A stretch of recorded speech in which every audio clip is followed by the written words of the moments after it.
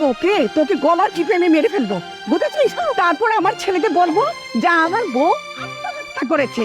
আমার ছেলেকে বড় ঘরে বিয়ে দেয়, বুঝতে পারছিস? এই তো আমরা চলে আসছি, এসো। মা, মা, দোলা, তোমরা কোথায়? এদিকে এসো একটু। না, কি ব্যাপার, এত চিৎকার চেঁচামেচি করছিস কেন? আমার মা, সালাম করো। কিসের সালাম? এই মেয়েটা কে রে? মা, ও অথই, আমি ওকে বিয়ে করেছি। বিয়ে করেছিস মানে? তুই যাকে তাকে বিয়ে করে নিয়ে আসবি আর আমি মেনে নেব? মা, এই মেয়েকে তো আমি চিনি। এই মেয়ের বাবা আমার কলেজের সামনে ফুচকা বিক্রি করে। কি? একটা সামান্য ফুসকাওয়ালার মেয়েকে তুই বিয়ে করে আমার বাড়িতে নিয়ে আসছিস? তোর কি মাথাটা ঠিক আছে? মা, আমার মাথা একদম ঠিক আছে। আমার কথাটা শোনো, অথই আমাকে ভালোবাসে, আমি অথইকে ভালোবাসি। আমরা দুজন ভালোবেসে বিয়ে করেছি।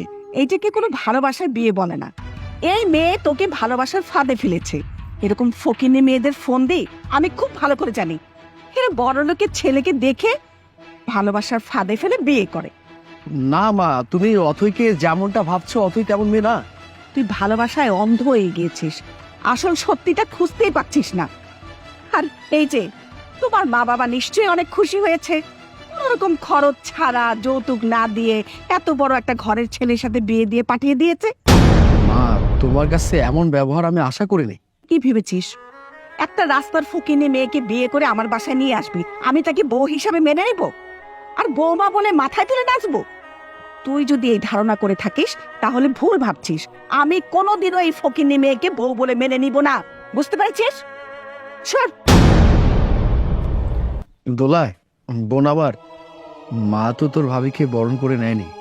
তুই তো অন্তত পক্ষে তোর ভাবিকে বরণ করে নিতে পারিস নাকি? ভাইয়া, আমি তোমার এই বউকে আমার ভাবি হিসেবে মেনে নিতে পারবো না। তোমার এই বউ তো আমাদের বাড়ির বউ হওয়ার যোগ্যতাই রাখে না। আরে অথই, তুমি মন খারাপ করো না। আমার মা বোন তোমার সাথে খারাপ ব্যবহার করেছে, সেটার জন্য আমি তোমার কাছে ক্ষমা চাচ্ছি। আরে না না, তুমি কেন আমার কাছে মাফ চাইবে? এখানে তোমার তো কোনো দোষ নেই। দোষ তো সব আমার কপালের, কারণ আমি তো গরিবের মেয়ে, তাই না? দেখো, একদিন সবকিছু ঠিক হয়ে যাবে। এখন ভিতরে চলো।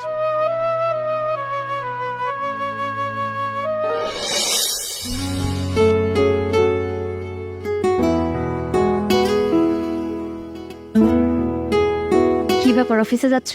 হ্যাঁ, সবকিছু মনে করে নিয়েছো তো? যেমন ওয়ালেট, তোমার রুমাল, নিয়েছো তো এগুলো? সবকিছু নিয়েছে। আচ্ছা ঠিক আছে, যাও তাহলে।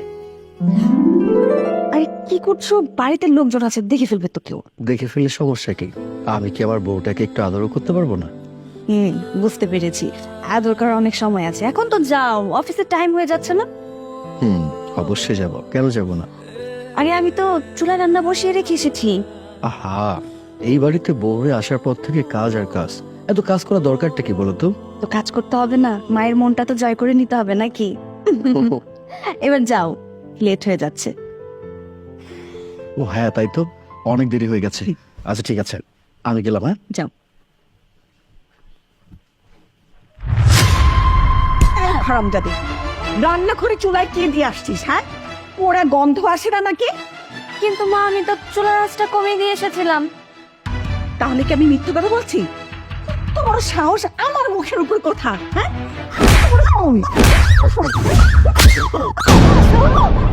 তোমার সাহস, হ্যাঁ?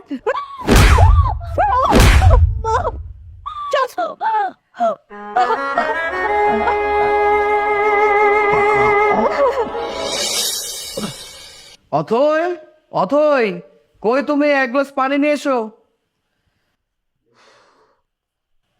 এই যে তোমার পানি। কি ব্যাপার অথই, তোমার এই অবস্থা কি করে? তোমার মাথায় হয়েছে কি? মানে পা পিছলে পড়ে গিয়েছিলাম ওয়াশরুমে। বসো তো। সত্যি কি পা পিছলে পড়ে গেছো, নাকি তুমি আমাকে মিথ্যা কথা বলছো? আচ্ছা, মা দোলা তোমাকে কোনো কিছু বলেছে কিংবা করেছে? আরে বাবা, চুপ করে আছো কেন? শোনো, মা দোলা যদি তোমার সাথে কোনো কিছু করে থাকে, সেটা আমাকে লুকানোর কোনো কিছু নেই, বুঝতে পেরেছো? তুই কি ভেবেছিস তোর বউর উপর আমরা অত্যাচার করেছি? তোর বউকে আমরা মারধর করি? বৌমা, তুমি কিছু বলছো না কেন? সাগরকে বলো আমরা তোমাকে কোনো মারধর করিনি। আচ্ছা ঠিক আছে মা, তুমি যাও, তো বিশ্রাম করো, আমি আসছি। মা, মা, দোলা এদিকে এসো। কি রে বাবা, এই বন্ধের দিনে তুই কোথায় যাচ্ছিস? মা, অফিসের একটা জরুরি কাজ পড়ে গেছে, 5 দিনের জন্য আমাকে রংপুরে যেতে হবে। তোমরা একটা কাজ করো, অথর দিকে খেয়াল রেখো, ঠিক আছে? ঠিক আছে। আচ্ছা ঠিক আছে, আমি তাহলে আসি। শোনো বৌমা, জি মা। শোনো, আমি একটা কাজের কথা বললে তুমি কাজটা করে দিবে? কি কাজ মা? শোনো, তুমি আজকে তোমার বাবার বাড়িতে যাও, তোমার বাবাকে গিয়ে বলবে 10 লক্ষ টাকা দেওয়ার জন্য। কি মা, পারবে না কাজটা করতে? কি বলছেন মা? এতগুলো টাকা আমার বাবার বাড়ি থেকে কিভাবে দিবে? ঠিক আছে, তুমি যদি টাকা এনে দিতে না পারো তাহলে আমার ছেলেকে ছেড়ে চলে যাও। আমি ডিভোর্স লেটার আনিয়ে রেখেছি, তুমি শুধু একটা সাইন করে চলে যাবে। এসব আপনি কি বলছেন মা? না না, আমি এটা কখনোই করতে পারবো না। মা দেখছো কত বড় সাহস, তোমার মুখে মুখে তর্ক করতেছে। এই ডিভোর্স লেটারে সই করতে পারবি না মানে? তোকে তো সই করতেই হবে। দেখো, আমি মরে গেলেও এই ডিভোর্স পেপারে কখনোই সাইন করতে পারবো না। কি বললি তুই? পারবি না তাই না? তোকে আমি মেরে ফেলবো। তোকে মেরে ফেলবো।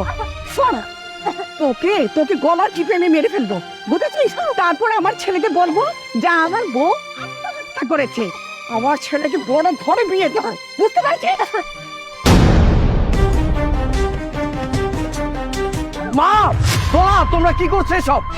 আমার অফিসের একটা জরুরি কাগজ আমি রেখে গিয়েছিলাম, এসে যা দেখলাম, তোমরা এমন একটা বাজে কাজ করলে। কি মাছি, তুমি আমার মা হয়ে এতটা নিচে নামতে পারো, আমি অবাক হয়ে গেলাম। তুমি না নারী, হ্যাঁ? একজন নারী হয়ে আরেকটা নারীর সাথে এমনটা কি করে করতে পারলে? আচ্ছা মা, তুমি যে আমার বউয়ের গায়ে হাত তুলে তার সাথে অন্যায় অবিচার করছো, একটা বারের জন্য কি এসব করোনি? তোমার শাশুড়ি যদি তোমার সাথে এমনটা করতো, তোমার কেমন লাগতো? আর দোলা, তোকে বলছি, তোর তো কদিন পর বিয়ে হয়ে যাবে, তোর শ্বশুর বাড়ির লোকজন যদি তোর সাথে এমনটা করে, তোর কি ভালো লাগবে? ভালো লাগবে না, কারো ভালো লাগে না।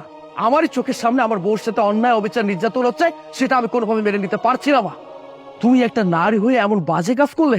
শ্রীমাছি, একটা নারী আর একটা নারীর পাশে দাঁড়াবে, তাকে সাপোর্ট করবে, অ্যাপোর্ট করবে, সব সময় তার সঙ্গী হিসেবে থাকবে। তুমি নারী হয়ে তার সাথে উল্টো খারাপ ব্যবহার আচার করছো। আর এসব কাজ তো আমার করার কথা নাকি? আমি আমার বউর সাথে খারাপ আচরণ করবো? একটা পুরুষ একটা মহিলার সাথে খারাপ আচরণ করবে? তোমরা আমার মা বোন হওয়া সত্ত্বেও একটা কথা বলতে বাধ্য হচ্ছে, তোমরা নারী নামে কলঙ্ক। বুঝতে পেরেছি তোমরা কেন এসব করছো, কারণ একটাই, আমার শ্বশুর ফুচকার দোকানদার, তাই তো? এটার জন্য তোমাদের মান সম্মান ইজ্জত সবকিছু নষ্ট হয়ে যাচ্ছে। ওকে ফাইন, ওয়েল, আমি এখন এই মুহূর্তে আমার বউটাকে নিয়ে চলে যাচ্ছি। তোমরা ভালো থেকো, আসো।